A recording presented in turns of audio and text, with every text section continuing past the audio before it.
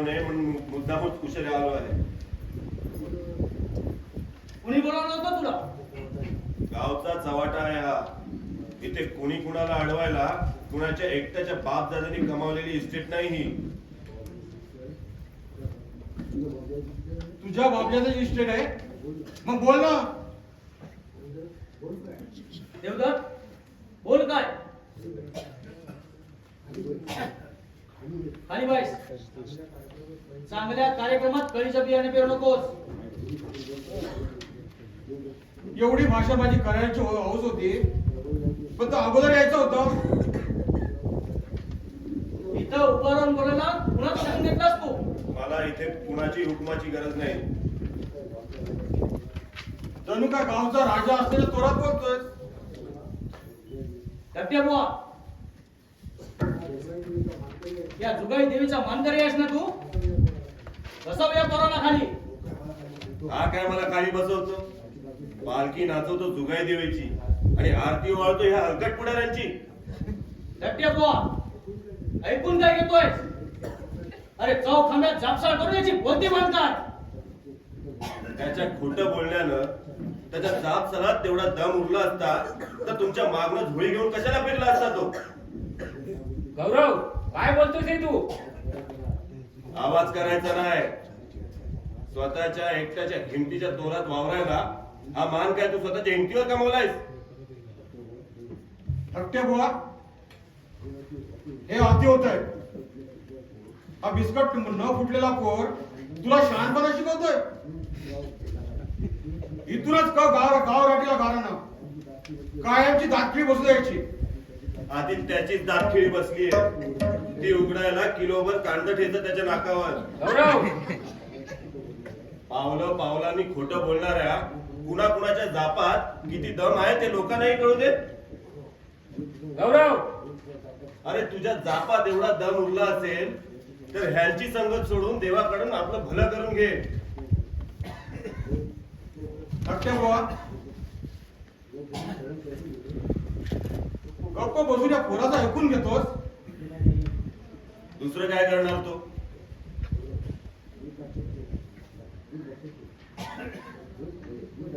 नीट लक्षात ठेव, ज्याने हे गाव वसवलं, गावात पहिली मठी बांधली, पावल्या चोरांना सावली दिली, देवाच्या पुजाऱ्यांची भाकरी तुकड्याची सोय केली, त्याच्याच वंशात जन्म झालाय माझा. गौरव एकदम बरोबर बोलतोय. पूर्वजांनी रयतेचा चव्हाटा समजून कार्य केले. काय बोलायचे ते बोलू देत त्याला. गौरव बोल तू.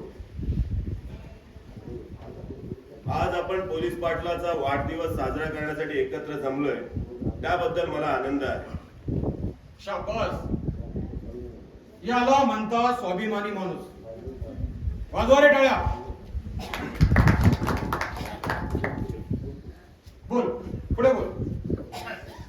काही निमित्तानं गाव एकत्र जमल्यावर गावात घडणाऱ्या इतर गोष्टींचाही आपण विचार केला पाहिजे असं मला वाटतं. काही दिवसांपूर्वी आपल्या गावातल्या बाबल्या भाटकराचा मृत्यू झाला. तो घातपात असावा असा लोकांचा संशय आहे. हे नको त्या गोष्टी उरकून काढू नकोस. तुझ्या एकट्याच्या मानकुटीवर भूत बसतील का रे?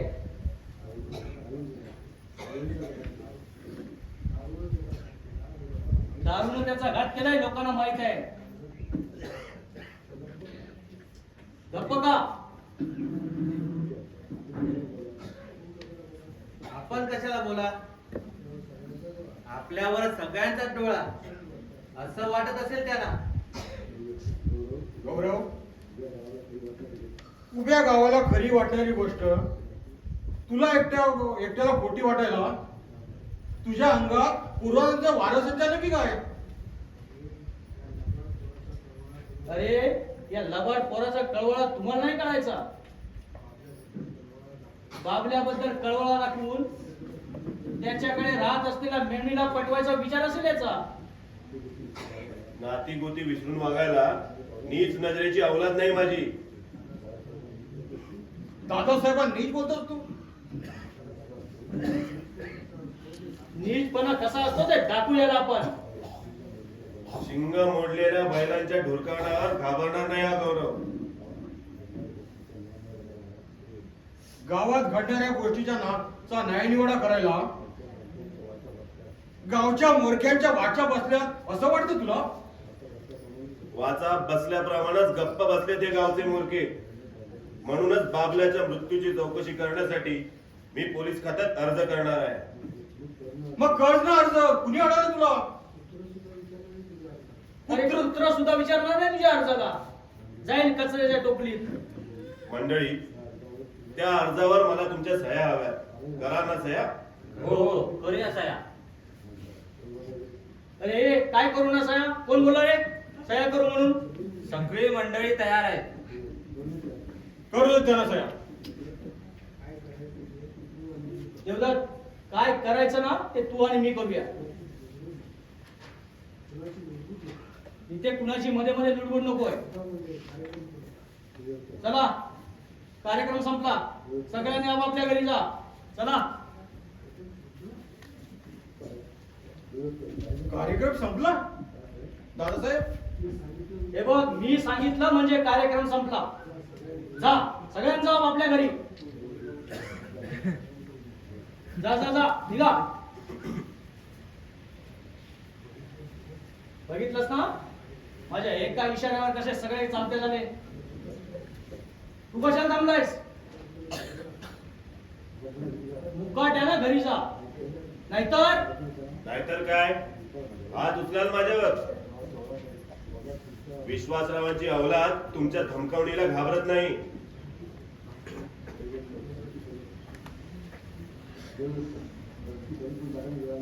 धमकी खरी करून दाखवण्याची वेळ आणू नकोस. हात उचलून तर बघा. जागेवर राहणार नाहीत ते हात. उधळलेल्या बैलाला कासरा टाकून आडवं करायचं कसं पाय माझ्याकडं.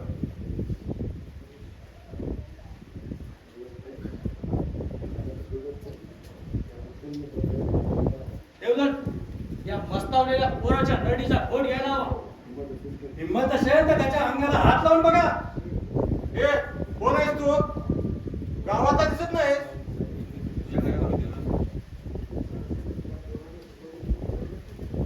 या पोराला सुपारी देऊन बोलवणी तर नाही ना. तुझी इथं सुपारी पुडायची नाही. अडकी त्याला पहिले झाड काढून ये. कोण कुठला भुक्कड माणूस आम्हाला आजमाव पाहतोय? काय रे, कोण आहेस तू? कोणी बोलवलं तुला इथे? किती माणसं आणलेस बरोबर? अरे तुम्हाला आडवा करायला मी एकटाच पुरे आहे. खांदा येईल तुमची भावकी आणि ही गावकी. तू आम्हाला अडवू करणार तर आमची माणसं आली तर तुझी एक एक हड्डी सुद्धा वाटायला येणार नाही. अरे असं कुत्र्याप्रमाणे भोकण्यापेक्षा बोलवा तुमच्या माणसांना. आपला मया यावेळी कुठे कडमडला?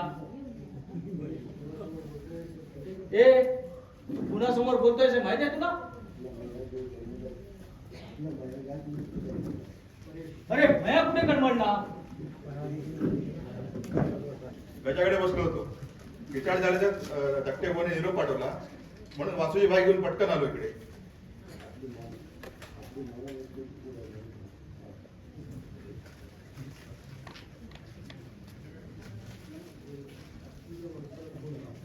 भया, आई तुझ्या माणसाला फोन लाव. आपलं गाव काय आहे हे दाखवायला हवं याला. कशाला हवीत माणसं? हत्याराच्याकडे आलोय मी. वया, तू आमच्या मार्केट पडू नकोस गौरव. काय करू ते बोला. त्याच्या हातपाय तोडून पांगळा करू का इथल्या त्या जागेवाल्याला बळी देऊ याचा? वया, तू या भानगडीत पडू नकोस. एक परका माणूस आपल्या गावातील माणसाला उलट बोलतोय. त्याला मोकळा सोडायचा. तो तुझा साथीदार आहे काय? गौरव तू इथून जा. लांब उभा राहा. तुझी गरज लागणार नाही. तशी वेळ आली तर हाक मारीन तुला. ही खातकी माणसं आहेत आणि तू एकटाच आहे. असू देत. मी हाक मारीन तुला. तू जा. बोला, आता मी एकटाच आहे. काय रे, काय उद्योगधंदा करतोस तू? तुझ्यासारख्या माधुरी लांडग्याची शिकार करतो मी. अरे, या हलकट माणसाच्या पायाभोवती गोंडा भरणारा माणूस शिकार कशी काय करणार आहे? मया बोलण्यात वेळ काढू नकोस. काढ तुझा हत्यार.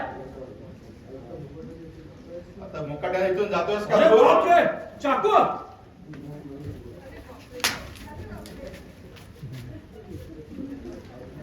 अरे, ह्या चाकूनं लिंबू सुद्धा कापला जाणार नाही. अरे, धार किती दिवस काढली नाही. एका झटक्यात माणूस उभ्याचा आडवा कसा होतो हे बघायचं का तुम्हाला?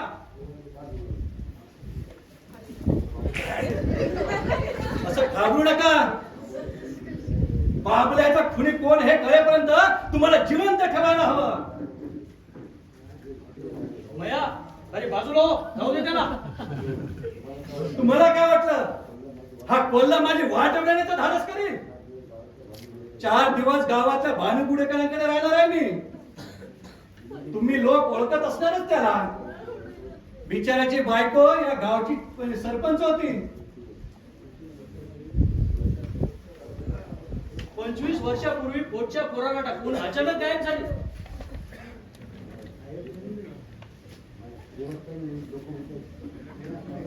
गायब झाली नाही. लोक म्हणतात देवदाच्या रस्त्यावर पळून गेली ती. भैया, माझ्या चुलत्याचं नाव घेऊ नकोस. खोट आहे. नी ती नक्की कुणावर गेली का तिने जीव दिला हे कुणालाच माहिती नाही. परंतु त्या दिवसापासून तुझा चुलताही बेपत्ता आहे. त्याचाही शोध घेणार आहे हा परेश. जाता जाता इशारा देतोय. माझ्याबद्दल पोलिसांपुढे तक्रार करण्याचा प्रयत्न केला तर तक्रार करण्याचा मुर्दाही पोलिसांच्या हाती लागणार नाही. देवदत्त, त्या हरामजाद्यानं भानुगुडेकरांचं नाव घेतलं म्हणजे हे काय प्रकरण काहीतरी वेगळंच दिसतंय. मलाही बोला. त्याला सोडायला नको होता आपण. त्याच्याकडे रिव्हॉल्वर होतं. मी काय करायला गेलो असतो तर आपल्या तिघांचा मुर्दा पडला असतं त्याने. कुणाला माहित ते खरं होतं का खोटं होतं ते. काय खेळण्यातलं होतं. गुडेकरांच्या घरावर पाळत ठेवून त्याला तिथंच गाठूया. त्यापेक्षा पोलिसात तक्रार करून गावावर अकलून लावायचं आहे ना आपण. बाबल्याचा कोण चॅलेंज केलाय असं सांगू पोलिसांना. असं खोटं बोलल्यानं तो अधिक भडकेल.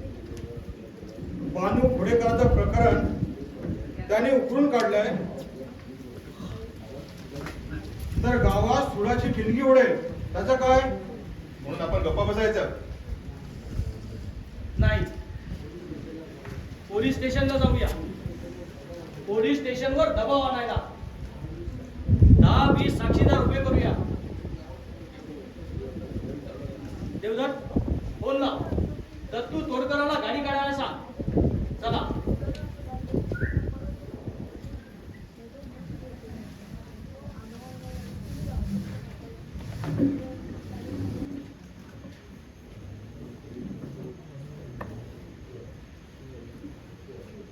त्या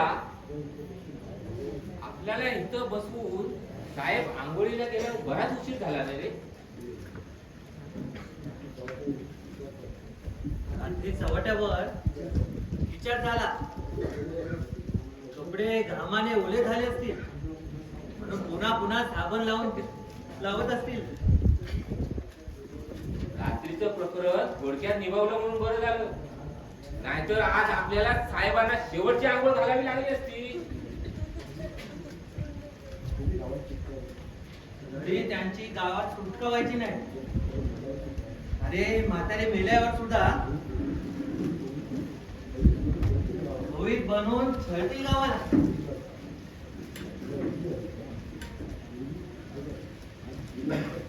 तुझ्याकडे एक विडी आहे तर ते काड्याची पेटी आहे माझ्याकडे. त्या तुझी विडी माझी काडी लबाड चोराची पेटवू माडी.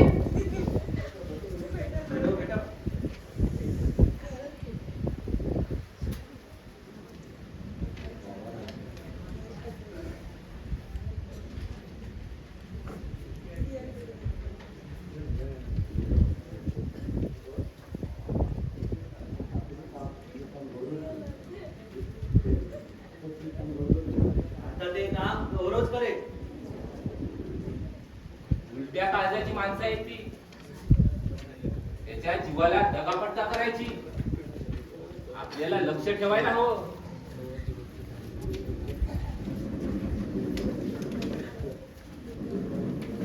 लक्ष दे. गौरव तू इथे.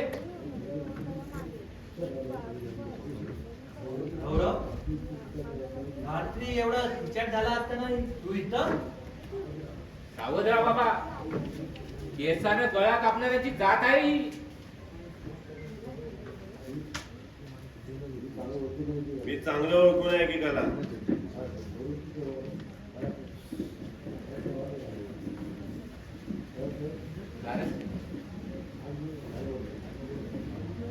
अरे गौरव, तू केव्हा आलास?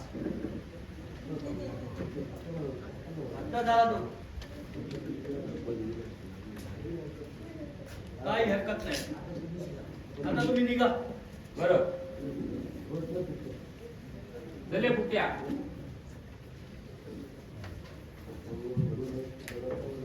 गौरव, घडू नये तो प्रकार रात्री माझ्या हातून घडला असताना तुला निरोप पाठवून मी बोलावलं.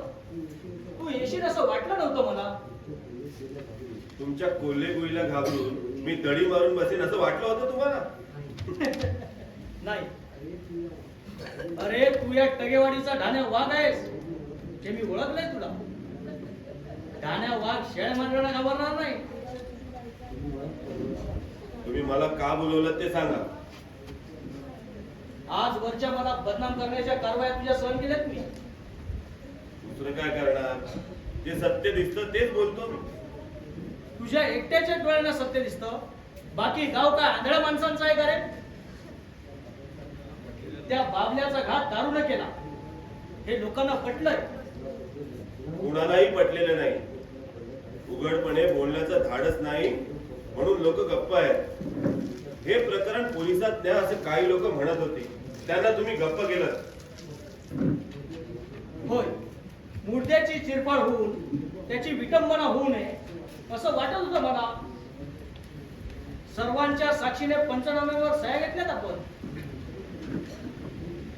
आणि नंतरच त्याला आम्ही अग्नी दिला आहे. तरी तू मया त्या खुनी माणसाला पाठीशी घालतोय असं बोलून लोकांना माझ्या विरोधात भडकवतोयस. मी कुणाला भडकवत नाही.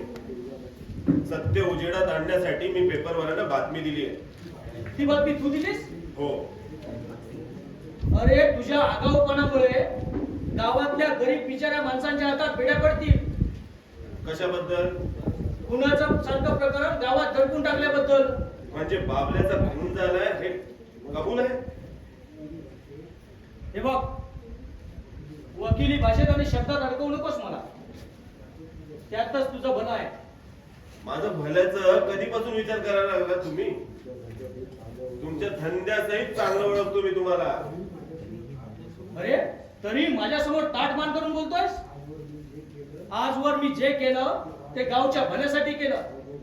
काय केलं गावच्या भल्यासाठी?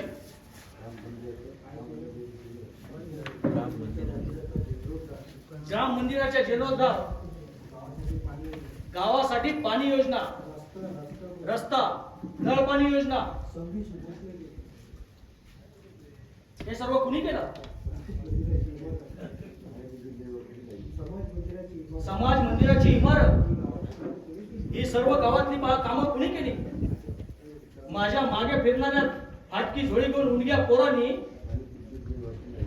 ज्यांनी तुमची नियत ओळखली नाही, जी उणगी पोरं तुमच्या पाठनं फिरतात, त्याचाच फायदा उठवून जगात आपली पत वाढवता वाढवता तुम्ही स्वतःची झोळी भरून घेतली. तुम्ही केलेल्या कामाबद्दल ऐकायचंय तुम्हाला? आणखी काय ऐकवणार आहेस मला तू? गावासाठी तुम्ही केलेल्या कामाची पोथी. बोल. शाळेची नवी इमारत बांधण्यासाठी निधी मंजूर झाला होता. तुम्ही काय केलं? दत्तू मेस्त्रीला हाताशी धरून जुन्या इमारतीची डागडुजी करून रंगरंगोटी केली. झाली नवी इमारत. हवी कशाला नवी इमारत? अरे गावात पोरं आहेत शाळा शिकायला का? त्या रंगेल मास्तरनीकडून तूच जाणार आहे धडे घ्यायला? तुझ्या डोक्यात कुणी काय भरवलं असेल तर त्याला म्हणावं, चूल कोंबड्याप्रमाणे बायकोजवळ बड्या मारून गाव चालवत नाही. गावच्या विकासासाठी निधी मंजूर झाला होता, परंतु त्यातली निम्म्या अधिक कामं लोकांना श्रमदान करायला लावून त्यांच्याकडून करून घेतली. आणि काय मिळालेला पैसा आम्हीच गेला असंच ना? होय, त्यापेक्षा दुसरं काय येतं तुम्हाला? आता मात्र तुझ्या बेताल जिभेला आवर घालण्यासाठी मला वेगळा मार्ग शोधावा लागेल. धमकी देत आहे मला? अरे नाही रे बाबा, तुझ्यासारख्या वतनदाराला धमकी द्यायला मला काय गुळ लागलंय की काय? अरे देवाजवळ कडीकोप करून वाटोळं करा ना माझं. म्हणून आता तुला हात जोडून मिळवतोय. नीट लक्षात ठेवा, धाकट्या बुवा तुमच्या पाठनं एकटाच लाचारीने फिरत असला तरी गावकीनं आपला स्वाभिमान गहाण टाकलेला नाही. मला वाटलं होतं कुठेतरी चांगली बुद्धी सुचली असेल म्हणून तुम्ही मला बोलावणं धाडलं, पण शेवटी कुत्र्याचं शेपूट वाकडं ते वाकडच. गौरव, अरे मी कुत्रा काय? हा पिसाळलेला कुत्रा काय करतो ते बघच तू. तुला काय वाटतं तू कुणाच्या जीवावर उड्या मारतोयस हे माहित नाही मला?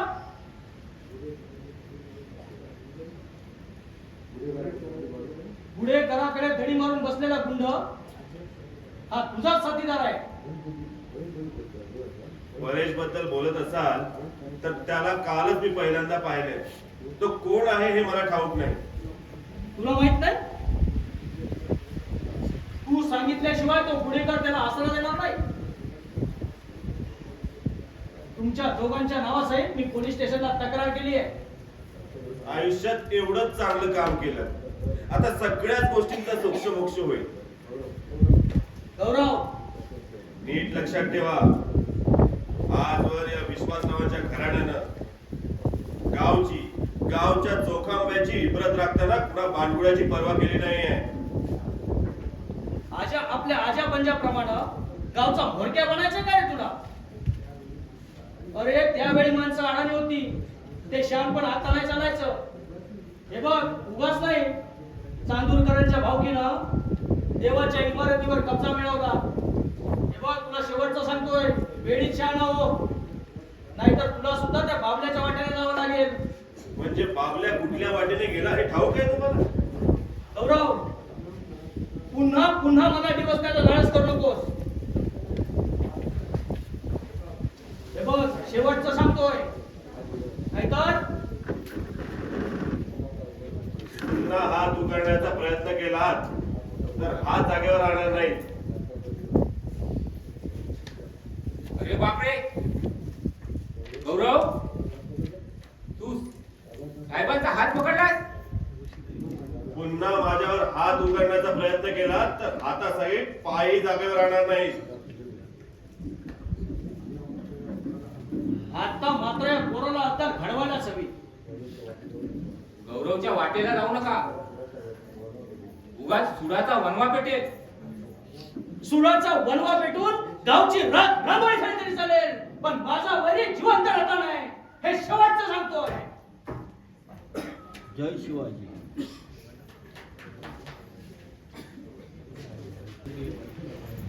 अरे मला बघून दचकू नका.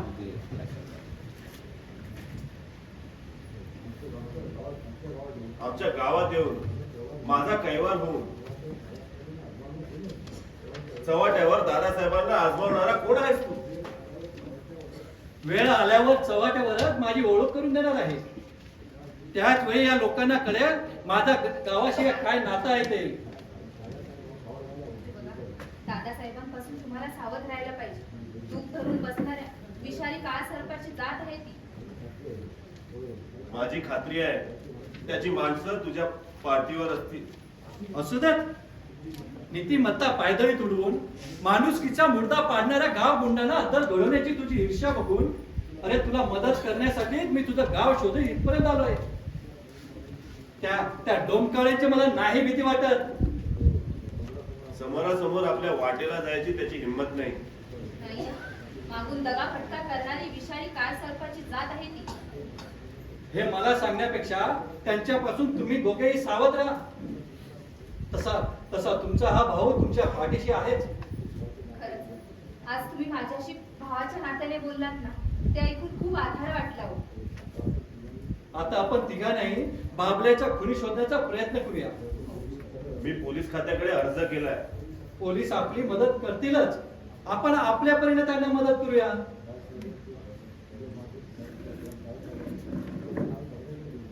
बाळासाहेबांनी तुझ्या माझ्या नावाची तक्रार केली आहे पोलिसांकडे. करू देत. कोणी माणसाच्या हातात बेड्या पडेपर्यंत मी पोलिसांच्या हाती लागणार नाही. आणि पुराव्याशिवाय पोलीस तुला अटक करणार नाही. अरे फार तर चौकशीसाठी तुला बोलवतील. तुला राग येणार नसेल तर अरे, आपलं आता भाव बहिणीचं नातं ना, मग त्यात राग कसं येईल? बोल ना.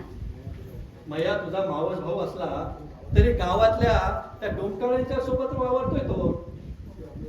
त्यामुळे तू संकटात येणार नाहीस याची काळजी घे. अगदी माझ्या मनातलं बोललास. मी आता तुळशीला जातोय. शिवाय आपल्या तिघांना एकत्र कोणी इथे बघताना पाहिलं तर माझ्यासोबत तुम्हीही गोत्यात याल.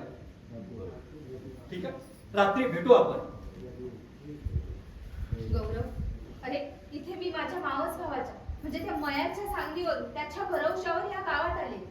पण इथे आल्यानंतर समजलं की तो इथल्या गाव गुंडांच्या संगतीत वावरतोय. निर्धास्त राहा तू. आमच्या गावातल्याच काय कुणी तुझ्याकडे वाकड्या नजरेने पाहण्याचा प्रयत्न केला तर त्याचं प्रायश्चित्त भोगावं लागेल त्याला. माझ्यासाठी हा एवढा मोठा धोका तू पत्करणार? तुझ्या जागी कोणी दुसरी मुलगी असती तरी मी हेच केलं असतं. तुझ्या याच स्वभावामुळे ना या गावात आल्यापासून मला तुझा आधार वाटतोय. सत्यासाठी न्यायासाठी लढणारा मी एकटाच नाही.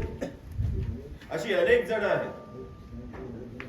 काहींना उघडपणे बोलण्याचं धाडस असतं आणि काहींजवळ ते नसतं. एवढंच. पण मी माझ्या अनुभवाचे बोल सांगते तुला. अरे आजपर्यंत या कलेला मी अगदी मनापासून जपलं. लोकांचं मनोरंजन केलं. त्यातली काही माणसं भेटली ना ती खूप चांगली होती. त्यांनी मला प्रोत्साहन दिलं. त्यातली काही माणसं अशीही होती की त्यांनी मला आणि माझ्या कलेला फक्त नावच ठेवली. त्यांच्या नजरेत होती ती फक्त पापी वासनाच, त्याशिवाय काही नाही. मला माहित आहे या गावात आल्या आल्या दादासाहेबांनी तुला हार आणि देवदत्तांनी तुला अंगठी म्हणून भेट दिली. ज्ञानदेवाने सांगितलं मला. नाही हं, ते फक्त मी त्यांना फसवण्यासाठी. पण मी जेव्हा हा गाव सोडेन ना तेव्हा त्यांच्या भेटवस्तू मी त्यांना परत करेन नक्की. योग्य तेच केलं. रुपाली, काय सर? बोल ना, बोलायचा का थांबलास? माझी जबरदस्ती नाही पण गैरसमज करून न घेता माझं बोलणं ऐकून. बर बोल. तुझा होकार असेल तर जन्माची जोडीदारी म्हणून तुझा स्वीकार करण्याचं माझ्या मनाने ठरवते. म्हणजे काय माझ्या प्रेमात पडलास की काय तू? माझं बोलणं थट्टेवारी न नेता सावकाश तू तुझा निर्णय. गौरव, कसं आहे ना, अरे एकमेकांच्या सहवासामुळे असू दे किंवा तारुण्य सुलभ भावनेतून असू, एकमेकांच्या प्रेमात पडणं वेगळं आणि जोडीदार निवडणं वेगळं. आणि त्यात कसं झालंय ना आजकाल या समाजाचा लोकांचा अरे एवढंच काय तर ज्यांनी आपल्याला जन्म दिलाय, लहानाचं मोठं केलंय, त्या जन्मदात्यांचा सुद्धा ना ही आजची पिढी अजिबात विचार करत नाही. जसं आपल्याला पाहिजे तसा अगदी झटपट निर्णय घेऊन मोकळी होते आणि नंतर ना त्यांच्यावर अगदी पश्चाताप करण्याची वेळ होते. तू झटपट निर्णय घे असं कुठे म्हणतोय? मी माझं सांगत नाही. उलट तूच विचार कर. अरे तुझ्या घरी तुझ्या जन्मदात्यांना हे कळलं तर त्यांना काय वाटेल? माझ्या घरची माणसं जुन्या वळणाची जरी असली तरी समंजस आहे. माझ्या सुखाच्या निर्णयाच्या आड ती येणार नाही. बरं. मग तुझ्या रूपाने चालून आलेले हे सौभाग्य त्याला मी नकार देऊ शकत नाही. पण तरी सुद्धा गौरव, आपण विचार करून पुढचा निर्णय घेऊया. तू म्हणशील तोपर्यंत वाट बघायची तयारी आहे माझी. पण आजपासून तू जिथं असशील ना मीच.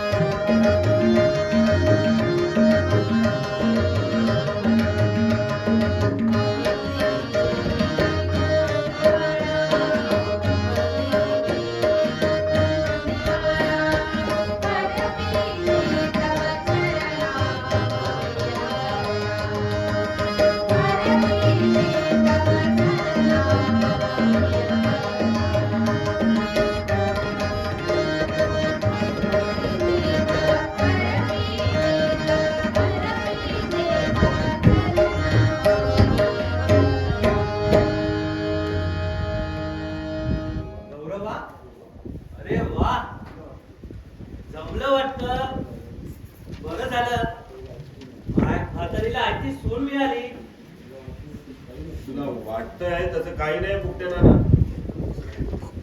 वाटलं म्हणून काय झालं? आजकाल कोणी कुणाला हसायला नको.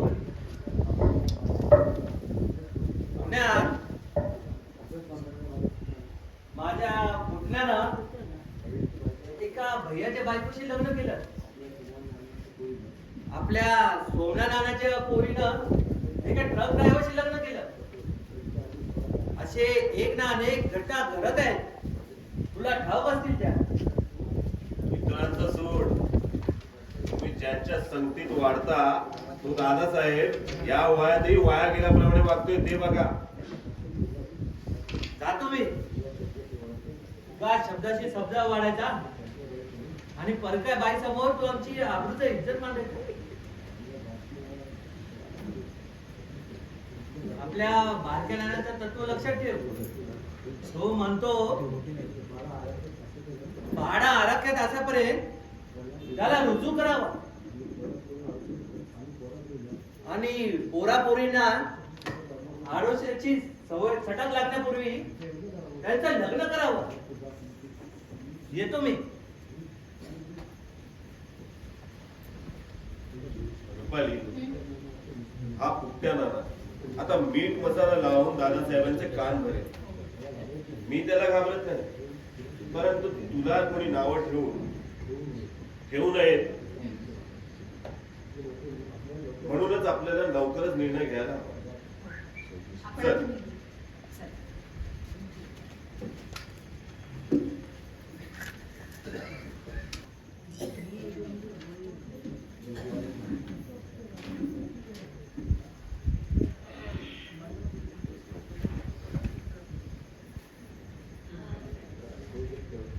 देवदत्त, अरे कुणाला सुगावा लागू न देता मी त्या 4-5 वेळा घोडेकरांच्या घराकडे झटती घेतली. कुठं दडी मारून बसलाय तो गुंड तेच कळत नाही मला. आपली माणसं त्याच्या पाळतीवर ठेवली आहेत ना. होय, त्यांची काहीतरी सोय करायला हवी.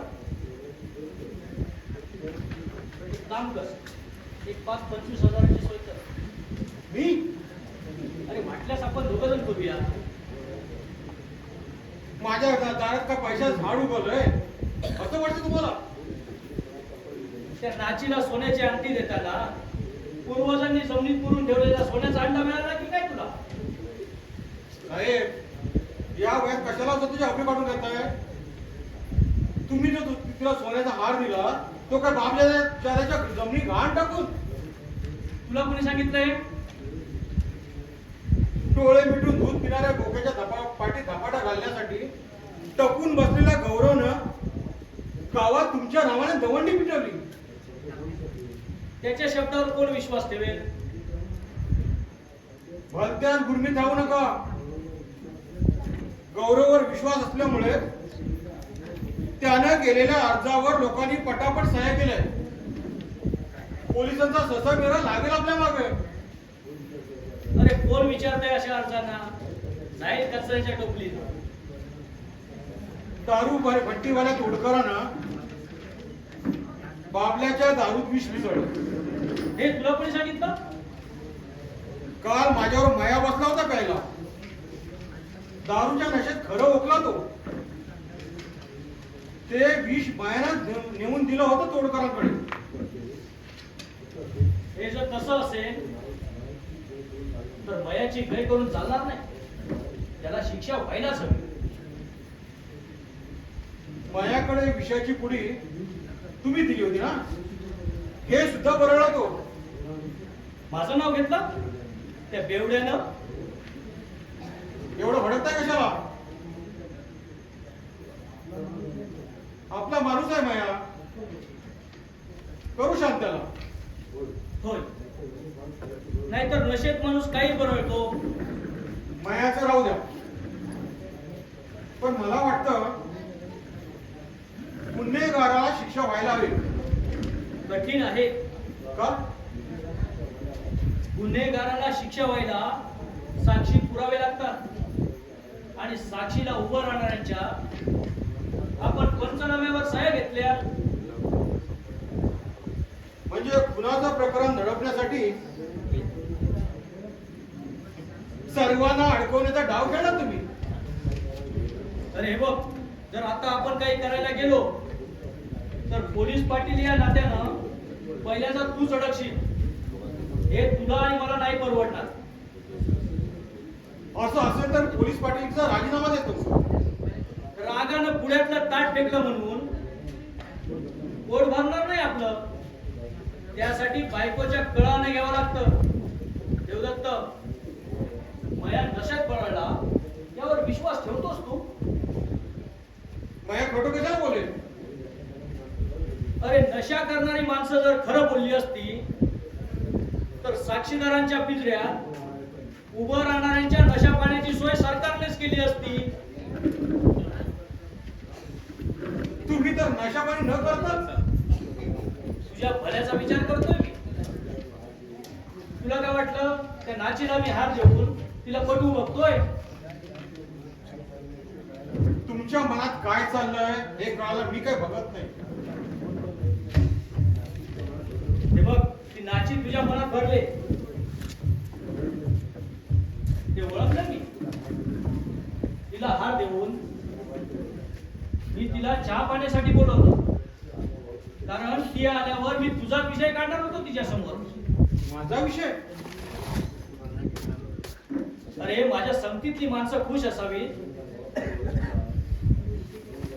म्हणून या गावात तुझे वजन काय आहे हे पटवून देण्यासाठी मी तिला बोलवलं. स्वतःहून ती तुला भेटायला येऊन तुझ्यावर फिदा झालेली तू पाहशील. त्यावेळी या दादासाहेब साळुंके पाटलाची करामत करेल तुला. माझ्यासाठी तुम्ही एवढं करत करा. हे करत असताना मी तुमच्यावर संशय घेत असतो. तरुण रक्त आहे तुझं. या वयात विचार न करताच बरळतात माणसं. हे बघ, मी तुझं बोलणं काही मनावर घेत नाही. आता झालं समाधान? हो. आता यापुढे काय असेल ते स्पष्ट बोलेन मी. आपल्या दोघात फूट पाडून पाहणाऱ्या माणसांपासून सावध राहा. यापुढे काही असं घडणार नाही.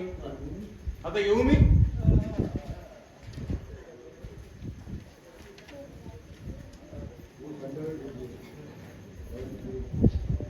बरं, भेटूया संध्याकाळी. मी खर्च करीन. जा तुम्ही. येतो मी. सरदेसाईचा कार्ट शांत होऊन गेला. दारूच्या नशेत का होईना बाबल्याच्या प्रकरणात मयानं माझं नाव घेतलं.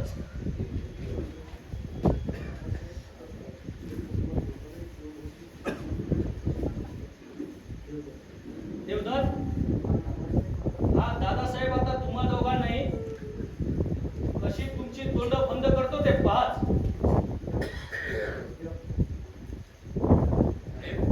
या धक्क्या पहा. काय खबर आणली?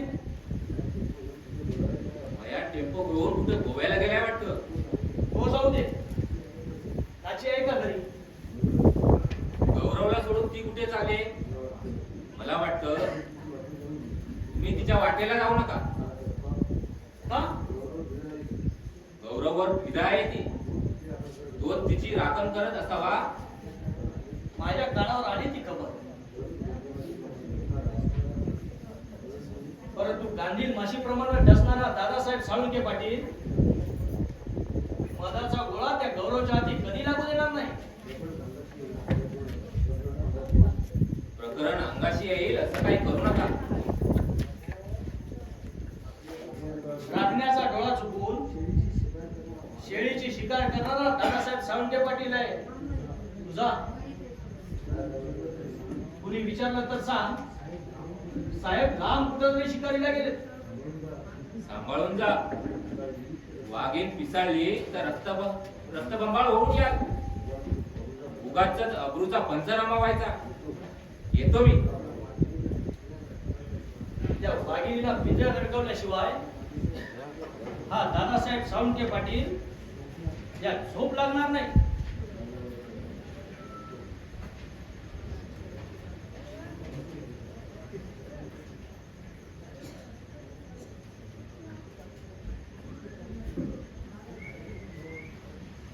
अरे अंक पाडा गेले.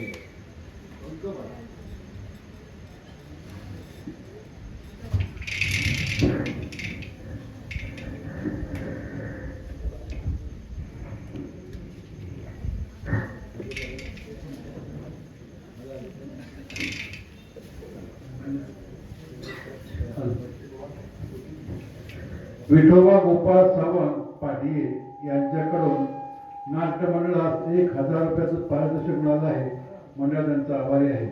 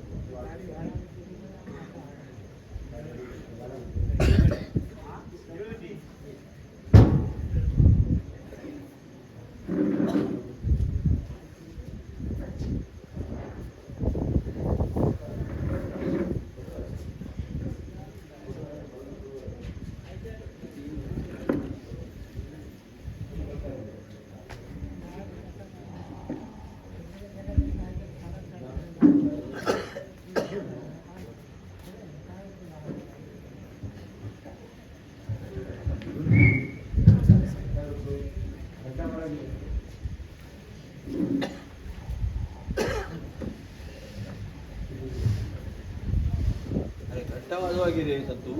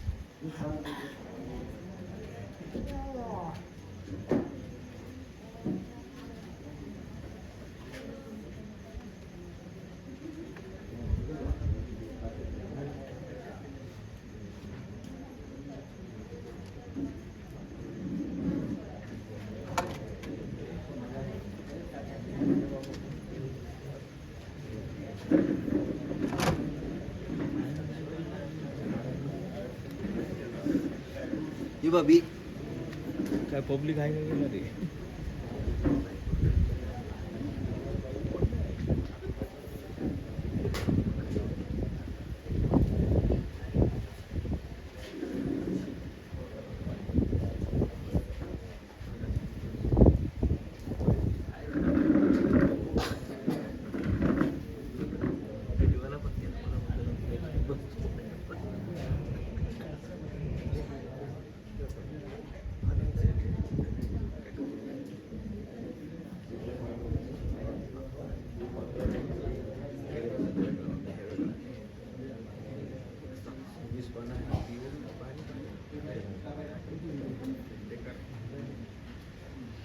बस बरे काय चेक करून दिलं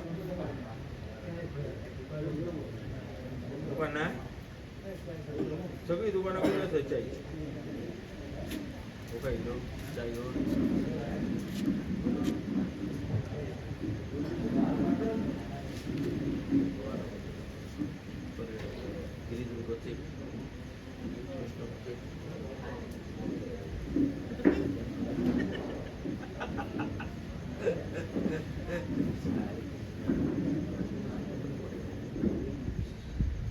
जय जो भाऊ इकडे बस, खुर्च्या खाली आहे.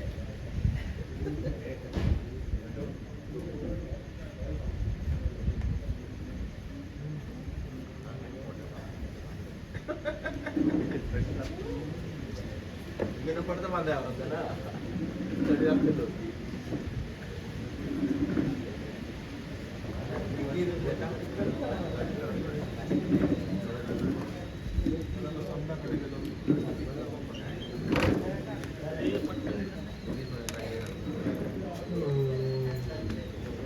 गाणं पण गेले.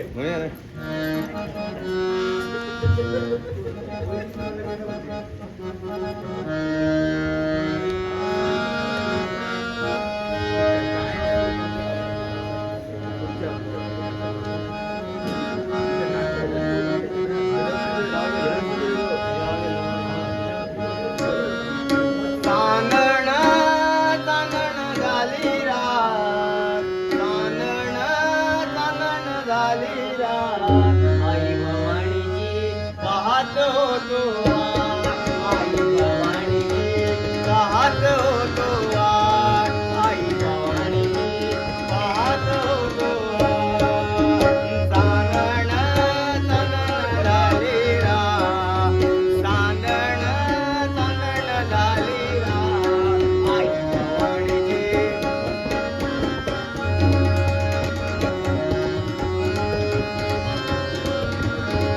आई भवानीची पाहत होतो कोल्हापूरचा सोनार बोलवा ग कोल्हापूरचा सोनार बोलवा ग आईला नतनी घडवा ग आईला नतनी घडवा ग लिंबण नारळाचा घेऊन काढ लिंबण नारळाचा घेऊन काढ आई भवानीची पाहत होतो आई भवानीची पाहत होतो आणि चांदण चांदण झाले रा चांदण चांदण झाले रा आई भवानी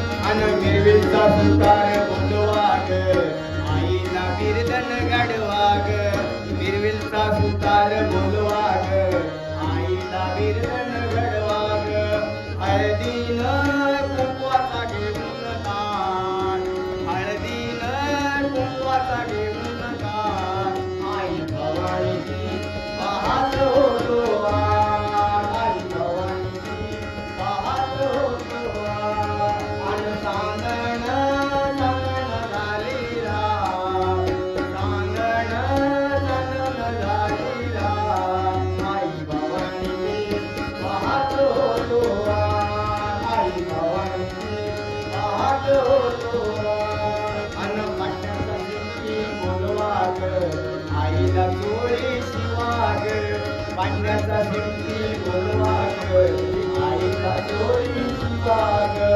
हळदीन कुंकवाचा घेऊन काढ हळदीन कुंकवाचा घेऊन काढ आई भवानीची पाहत होतो आई भवानीची पाहत होतो आई भवानीची पाहत होतो आई भवानीची पाहत होतो.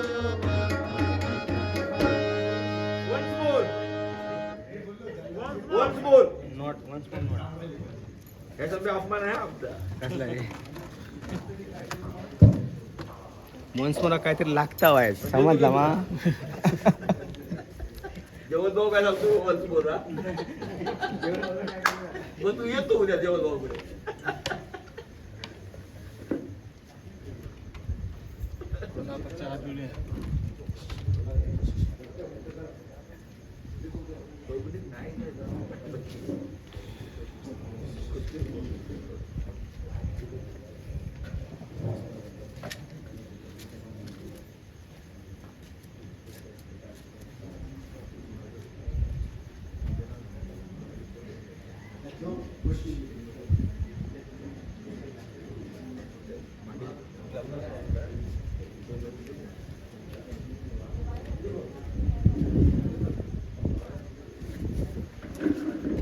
हे बळू बस गेली तिथं.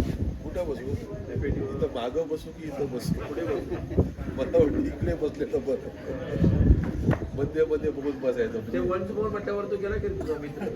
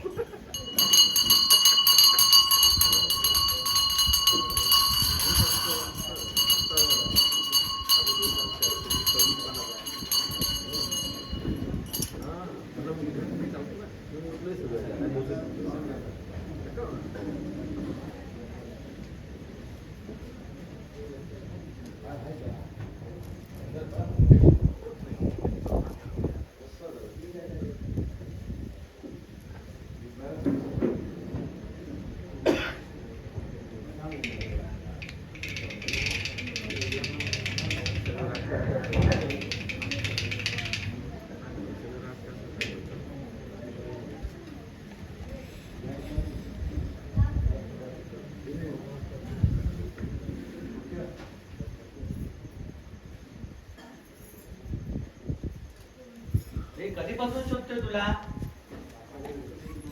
पाटलाकडे गेलो होतो, तिथून तुझ्या घरी गेलो. ती बायको म्हणाली तू बाजाराला गेला. निघालो होतो, तुला शोधता शोधता माझी एसटी चुकली. आता आपण शाळेजवळ उभं राहूया.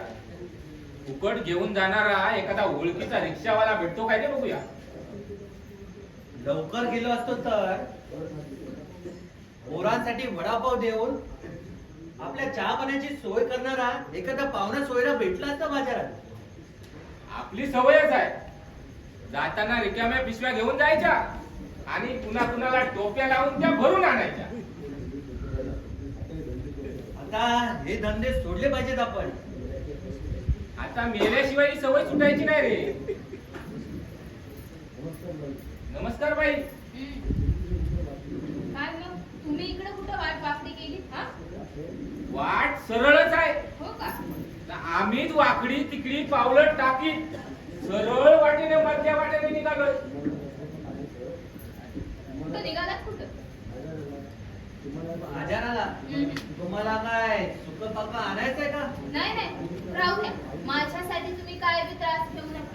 तुम्ही जा तुमच्या कामाला. बाजारात जाणार होतात ना? जा. धनंजय बुवा, बाजारात न जाता तू या बाई भोवती घुटमळतोय. हे तुझ्या बायकोला कळलं तर तुझ्या अंगावर गोमूत्र शिंपडल्याशिवाय तुला घरात घेणार नाही. काय सांगतायस? नाही म्हणजे याची बायको एवढी सोवळी आहे हा? सोहळं कसलं? मग? सुगावली तर सुख, नाहीतर किजली तळा तर भूत. अख्खा गाव असं तिला ओळखतं. अरे कुठ्या नाना, तुझ्या बायकोपेक्षा माझी बायको तर 7 पटीने बरी आहे. दाराला कोंड्या लावून झाडूच्या मुठ्याने मारत नाही नवऱ्याला. काय सांगताय का? यांची बायको याला झाडून मारते? होय. तेव्हा हा काय करतो हे सांगतो. तुमचं लग्न झाल्यावर तुमच्या नवऱ्याला ती आयडिया द्या, बिचाराचे अब्रू तरी शाबूत राहील. असं म्हणताय? मग सांगा तुमची लाख मोलाची ती युक्ती मला सांगाच आता. बायकोने दिलेल्या प्रत्येक फटक्याबरोबर मर राड असा म्हणून ओरडतो. ऐकणाऱ्याला वाटतं नवराच मारतोय बायकोला. जेव्हा बायकोची दया येऊन शेजारी पाजारी येऊन दार ठोठवतात, तेव्हा कुठे या बिचाऱ्याची सुटका होते बायकोच्या तडाख्यातून. हे बाई समोर काय माझा पचका करतोस तू? बाई याचं काय आहे, ऐकू नका. चला मी 4 पावलं सोडायला येतो तुम्हाला. अरे मेल्या, 4 पावलं सोडायला ती काय सासरी निघालेली पोर वाटली होय तुला? चला मी सोडतो तुम्हाला. अरे तू कुठे सोडतो? अरे मी सोडतो.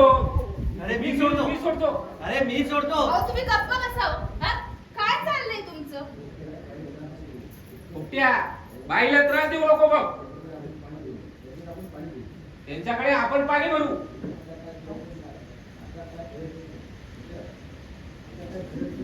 आता काय तुझं खरं दिसत नाही. मला चौताळलाय तू. म्हणजे माझ्या घरला येऊन तुम्ही पाणी भरणार तर? यात काय झालं? कुणाला मदत करणं हे आमचं कर्तव्यच आहे. मग तुम्ही माझ्याकडे पाणी भरायला आल्यावर तुमच्या त्या बायकांचं काय होणार? नाही म्हणजे तुमच्या बायांना कोण मदत करणार? हा? नवऱ्याने मदत करायला हं. आमच्या बायकांना काय धाड भरले की काय? चांगल्या ठणठणीत आहेत त्या. हे मात्र धाकट्या बुवाचं बरोबर आहे. आमच्या दोघांच्या बायका डोळ्या बहिणी असल्याप्रमाणे वागतात. दिवसभर म्हशीप्रमाणे चालतात आणि रात्री रवान करून झोपतात. असं? बर, मग तुम्ही जरा इथंच थांबाल का? मी जरा जाऊन येते. का? नाही म्हणजे माझ्याकडे असे पानके राहिलेले नवरे तुम्हाला चालतील का असं तुमच्या बायकांना जरा जाऊन विचारून येते. आले हा जाऊन? हो, असं काय करू नका. का? तुमचं लग्न झालं नाही म्हणून तुम्हाला जगाचा अनुभव नाही. कसला हो अनुभव? घराबाहेर नवरा किती करशील करी, दुधाचा कोयंडा लावल्यावर बायकोच असते नवऱ्यावर भारी.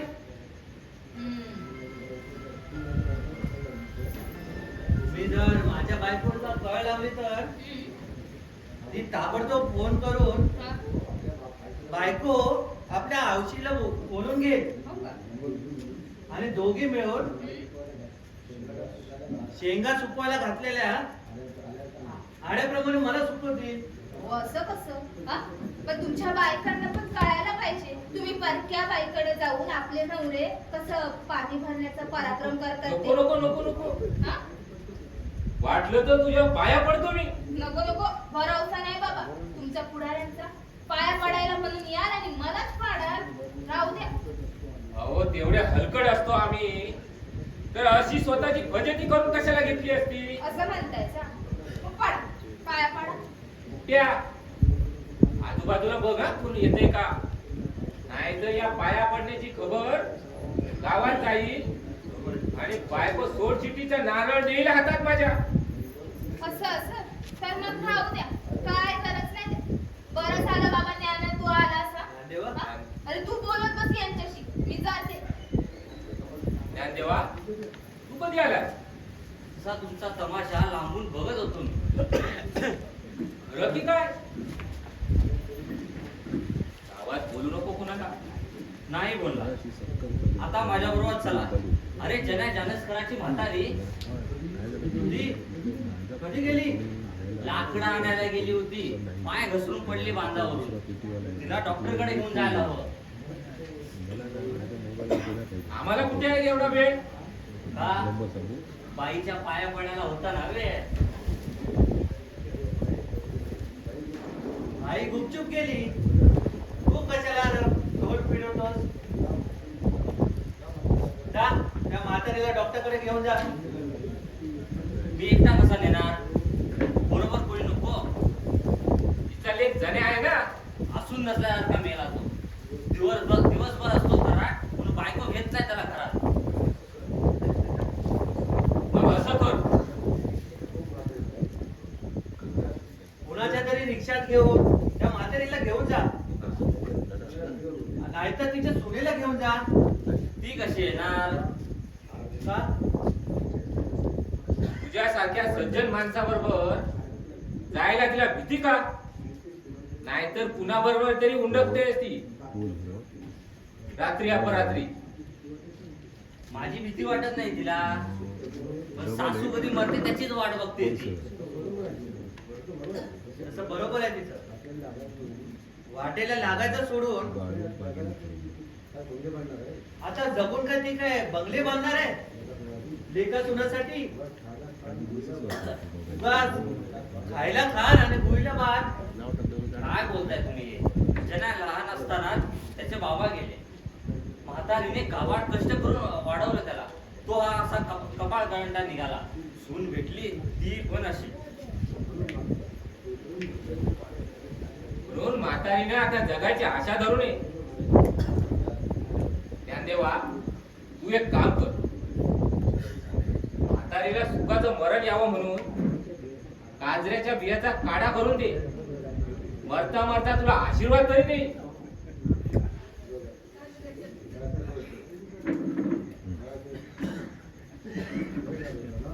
दादासाहेब, मी शिकारीला जात होता ना? शिकारीलाच चाललोय. मग इकडे कुठे? अरे आमचे ते मोरीवाडीचे पाहुणे येणार होते बाईकडे कार्यक्रम ठरवायला. येऊन गेले का ते बघायला आलो होतो. बाईना भेटून आलात की चाललंय भेटायला? अजून भेटलो नाही. पण तुम्ही काय करता इथं? तिकडे चव्हाट्यावर जत्रेची तयारी चालू आहे आणि तुम्ही इथे चकाटे पिटताय. आम्ही बाजारात जाऊन येत होतो. हे जाऊ द्या बाजारात जायचं. बाजार काय उद्याला पळून जाणार नाहीये. निघा. बरं, काम चुकार लेखाचे. बरं तू कुठे चाललायस ज्ञानदेवा? दाजी कडेकरांकडे जातोय.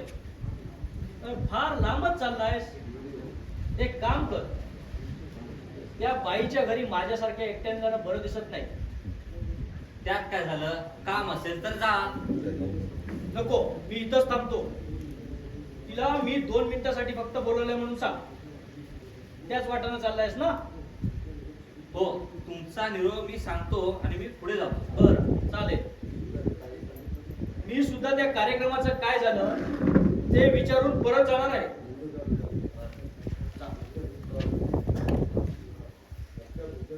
धकट्या फुकट्या चव्हाट्याकडे गेले. ज्ञानदेव तिकडूनच कडेकराकडे जाणार आहे. आजूबाजूला कोणी चिरपाड करू नये. महाराणीच्या दोऱ्यात वावरणारी ती फटाकडी आज एकटीच सापडणार आहे माझ्या कचाट्यात. आता येस तू. हा विषारी काळ सर्प तुला विळका घालून दंश केल्याशिवाय राहणार नाही. तुमचा निरोप सांगून ज्ञाना गेला आपल्या कामात. काय काम काढलं माझ्याकडे? तुझा भाऊ मया दिसला नाही पुढे 2 दिवस. नाही, आता पण घरला नाही. त्याच्याकडे काय काम होतं तुमचं? तसं काम माझं तुझ्याकडेच आहे. तुमचं काम मी माझ्याकडे? होय. नाही, काही बोलायचं असेल तर दादा घरी असताना या. अगं त्याच्यासोबत घरी बोलायचं असतं तर तुला कशाला एकट्याला बोलवलं असतं? असं आड वाटेला कोणाशी बोलणं मला आवडत नाही. अगं तुझं वयच आहे आडवळणाला बोलायचं. हे बघ, आता आपण दोघेच आहोत म्हणून आडवळणाला न बोलता स्पष्टच सांगतो. तू जर माझ्या मर्जीप्रमाणे वागायला तयार झालीस तर सोन्यानं मडवून काढीन तुला. अरे लाकडं सरनात गेली तुझी, हा? तरी मनातली पापी वासना काही जात नाही रे.